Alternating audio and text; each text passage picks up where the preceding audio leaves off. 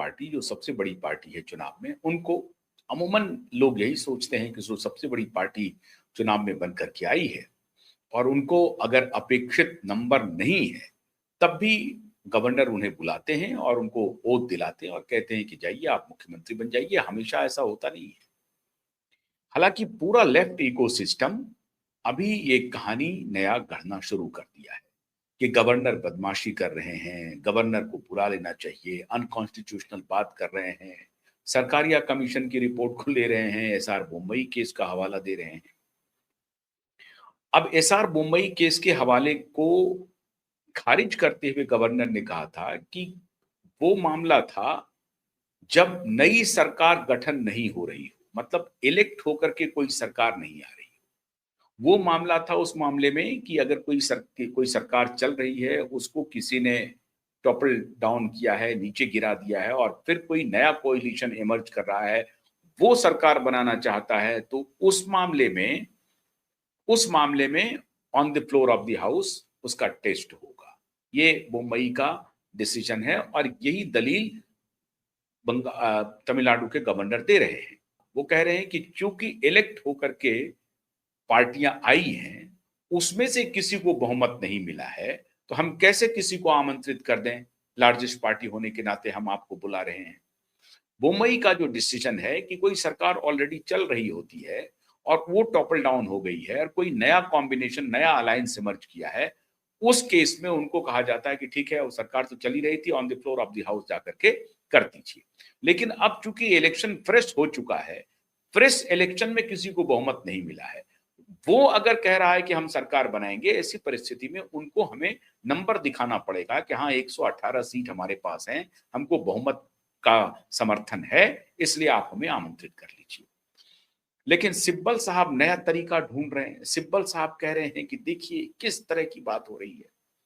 सिब्बल साहब भूल गए 1998 का दौर, सिब्बल साहब भूल गए 2005 का दौर, सिब्बल साहब भूल गए जगदम्बिका पाल का दौर उत्तर प्रदेश में। एक दिन के लिए मुख्यमंत्री बने और बल्कि हाईकोर्ट ने आदेश दिया कि आप अपने इसमें कभी भी मैं पूर्व मुख्यमंत्री था नहीं लिख सकते हैं, क्योंकि गलत तरीके से वो बने थे। हाईकोर्ट का आदेश आया कि नहीं बन सकते हैं। एक अकेली पार्टी वाली, एक अकेला व्यक्ति वाला मुख्यमंत्री बन गया था। खैर वो प्रकरण अलग है।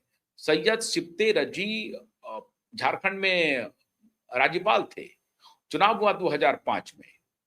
हेमंत सोरेन की जो पार्टी, उस वक्त उनके पिताजी जिंदा थे, शिबू सोरेन, अभी कुछ दिन पहले ही मौत हुई है। शिबू सोरेन की पार्टी को आया 17 सीट, भारतीय जनता पार्टी को 30 सीट, 81 सीट की विधानसभा है, उसमें से सिंगल लार्जेस्ट पार्टी थी भारतीय जनता पार्टी, लेकिन गवर्नर ने बीजेपी को आमंत्रित नहीं किया।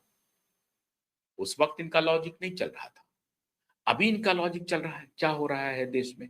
जो सिंगल लार्जेस्ट पार्टी है उनको बुलाया क्यों नहीं जा रहा है? ठीक बात है, सिंगल लार्जेस्ट पार्टी का दावा बनता है, लेकिन ये टेस्ट आप जो कह रहे हैं कि फ्लोर पर होगा, तो फ्लोर पर नहीं होने के लिए आर्लेकर साहब कह रहे हैं कि मुंबई केस का आप जो एग्जाम्पल दे रहे हैं, मुंबई केस का एग्जाम्पल यहां पर सूट नहीं करता है, क्योंकि फ्रेश चुनाव हो करके ये फिगर आया है सामने में। अगर कोई सरकार चल रही होती और वो गिर गई होती और फिर कोई नया अलायंस इमर्ज कर रहा है, तो आप फ्लोर पर आप टेस्ट कर सकते हैं। 1998 में क्या हुआ था अटल बिहारी वाजपेयी जी के साथ? 182 सीट आई थी अटल बिहारी वाजपेयी जी को, और वाजपेयी जी को जो पूरा 272 का समर्थन का पेपर था, वो नहीं पूरा हो रहा था। ममता बनर्जी, यही तमिलनाडु का खेल चल रहा था। जयललिता जी का पत्र 2 दिन आने में विलंब हो गया, राष्ट्रपति ने तब तक इंतजार करना पड़ा। ऐसा नहीं कि फौरन बुला लिया। राष्ट्रपति ने कहा कि नहीं, आपके पास एग्जैक्ट 272 के आंकड़े हैं, इसका समर्थन है सांसदों का, तभी हम आपको आमंत्रित करेंगे शपथ ग्रहण के लिए। अब ये भूल गए कपिल सिब्बल साहब।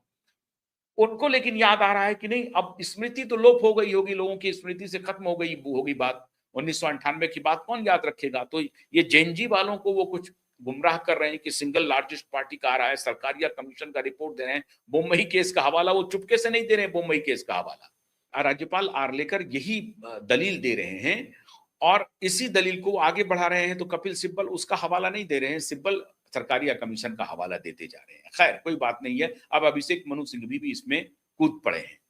अब इन दोनों वकील को अपना कुछ इसमें इनकम का रास्ता ढूंढ रहे हैं, ये उनको मिल भी जाएगा हो सकता है। लेकिन इस पूरे प्रकरण में दो चीजें तमिलनाडु में बहुत तेजी से घटित हो रही हैं और उस पर आप सबकी निगाह नहीं है।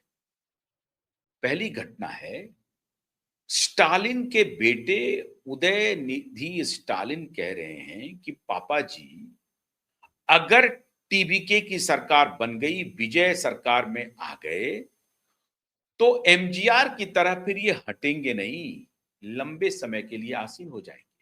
आपकी तबीयत ठीक नहीं है, किसी भी तरीके से टीवीके को हमें रोकना होगा, विजय को रोकना होगा, और अगर विजय बन गए तो फिर ये दूसरे एमजीआर साबित होंगे। तो तिकड़म शुरू हुआ। क्या तिकड़म हुआ? कहा गया कि अब क्या तरीका हो सकता है, एआईएडीएमके के पास चला जाए। कल्पना कर सकते हैं, दक्षिणी और उत्तरी ध्रुव है, लेकिन जब नाव डूब रहा है तो लग रहा है कि नहीं, अब तो तूफान आ गया है, उस तूफान में डूबते हुए नाव को बचाना है। तूफान से बाद में निपटना पड़ेगा, पहले नाव को बचाओ। तो नाव से बचाने के लिए तूफान का सामना कैसे किया जाए? तो इकट्ठे हो जाओ। तो खबर आ रही है कि डीएमके के पनीरसेल्वम जो हैं वो कोशिश कर रहे हैं कि एआईएडीएमके के साथ कोई गठबंधन हो जाए, मतलब स्टालिन और सिल्वन के बीच में कोई गठबंधन हो जाए।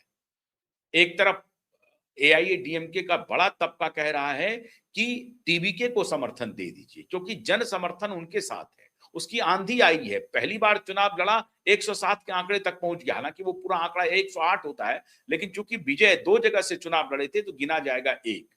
तो 107 सीट है, आंधी आई है, ये पॉपुलर वोट है, हमें इनको समर्थन करना चाहिए। लेकिन सवाल है कि टीवीके एआईएडीएमके समर्थन मांगे तब ना। जैसे ही चुनाव खत्म हुआ, मतगणना खत्म हुई, टीवीके मतलब विजय के पिताजी ने कहा कि राहुल गांधी जी को हमें समर्थन करना चाहिए, कांग्रेस पार्टी को समर्थन करना चाहिए। क्यों ऐसा हुआ? ये चर्च का खेल शुरू हो गया। जोसेफ विजय चंद्रशेखर